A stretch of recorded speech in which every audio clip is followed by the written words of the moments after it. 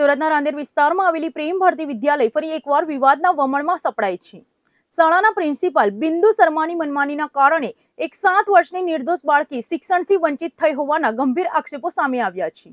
સુરત શહેરમાં ખાનગી શાળાઓના સંચાલકો અને આચાર્યોની દાદાગીરીના કિસ્સાઓ અટકવાનું નામ નથી લઈ રહ્યા। સુરતના રાંદેર વિસ્તારમાં આવેલી જાણીતી પ્રેમ ભારતી વિદ્યાલયના વહીવટી તંત્ર સામે વાલીઓએ ગંભીર મોરચો માંડ્યો છે। શાળાના પ્રિન્સિપાલ બિંદુ શર્માની કથિત મનમાની અને અક્કડ વલણના કારણે એક 7 વર્ષની નાની દીકરીનું ભવિષ્ય રોળાઈ રહ્યું હોવાનો અને તે પ્રાથમિક શિક્ષણથી વંચિત બની રહી હોવાનો સનસનાટીપૂર્ણ આક્ષેપ વાલીઓ દ્વારા કરવામાં આવ્યો છે। પીડિત વાલીઓના જણાવ્યા અનુસાર તેઓ પોતાની દીકરીને અન્ય શાળામાં પ્રવેશ અપાવવા માટે પ્રેમ ભારતી વિદ્યાલય માંથી કાયદેસરનું એલસી એટલે કે લિવિંગ સર્ટિફિકેટ મેળવવા માંગે છે। આ માટે તેમણે શાળા પ્રશાસન અને આચાર્ય સમક્ષ અનેક વખત લેખિત અને મૌખિક રજૂઆતો કરી છે। તેમ છતાં શાળા તંત્ર તરફથી તેમને કોઈ યોગ્ય કે સકારાત્મક જવાબ આપવામાં આવતો નથી। વાલીઓએ આક્ષેપ કર્યો છે કે નિયમ વિરુદ્ધ જઈને એલસી અપાવવાના બદલામાં શાળાના કેટલાક માણસો દ્વારા ગેરકાયદેસર રીતે રૂપિયાની માંગણી કરવામાં આવી રહી છે, જેને લઈને આખો વિવાદ વકર્યો છે। વાલીઓનો આરોપ છે કે જ્યારે તેઓ પોતાની દીકરીના ભવિષ્ય માટે એલસી લેવાની કાયદેસરની જીદ કરે છે ત્યારે શાળાના આચાર્ય બિંદુ શર્મા તરફથી અત્યંત ઉદ્ધત અને બેજવાબદાર વર્તન કરવામાં આવે છે। આચાર્ય માત્ર એક જ વાત પકડીને બેઠા છે કે અમે ગમે તે થાય તો પણ એલસી નહીં આપીએ। એટલું જ નહીં, ગરીબ અને મધ્યમ વર્ગીય વાલીઓ કાયદાના શરણામાં ન જાય તે માટે તેમને કોર્ટ કચેરી, ડીઈઓ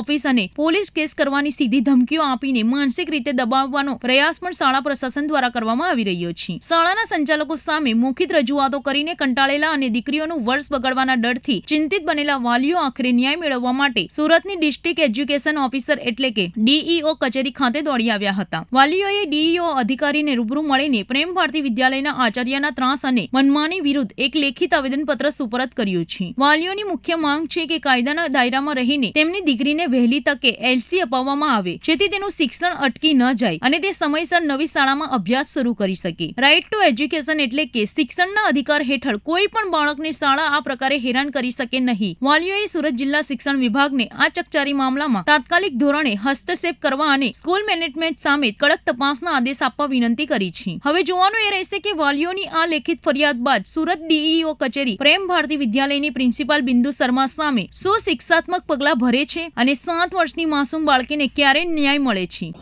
આપનું નામ, કયા રજૂઆત કરવા આવ્યા છો? મારું નામ ઇજાજ ખાન અયુબ ખાન પઠાણ છે અને મેં ડીઓ કચેરીમાં રજૂઆત કરવામાં આવેલો છું। કઈ રીતે રજૂઆત છે ને કઈ સ્કૂલની તાનાશાહી ચાલે છે? મારી રજૂઆત એવી છે કે મારી છોકરી એ પ્રેમ ભારતી સ્કૂલમાં ભણે છે અને ત્યાં મેં એલસી માટે ગયો હતો।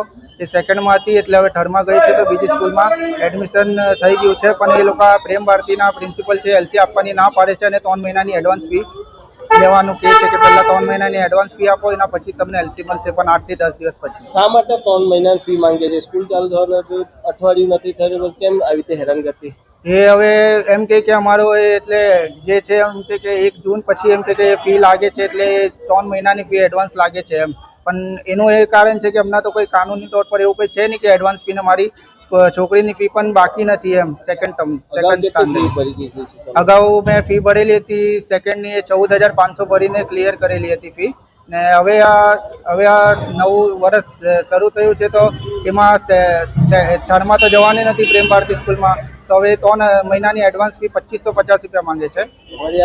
પરિસ્થિતિ નહીં હમણાં મારી હમણાં પરિસ્થિતિ નથી કે મેં હમણાં એટલે 3 મહિનાની એડવાન્સ ફી ભરી શકું, કેમ કે બીજી સ્કૂલમાં પણ જવાનું છે, તો આપણને ફી ભરવાની છે ને બધું ચોપડા ને એ બધું લાવવાનું છે। ડીઓ સાહેબ કઈ માંગ છે? ડીઓ સાહેબ મારી એક જ માંગ છે કે મને મારી છોકરીનું ફ્યુચર ખરાબ નહીં થાય એ રીતના જલ્દીથી જલ્દી એનો રસ્તો લાવો ને કાર્યવાહી જલ્દથી જલ્દ કરો, કેમ કે સ્કૂલ શરૂ થઈ ગઈ છે ને મારી છોકરીનું ભણતર એ ખરાબ થાય છે એમ।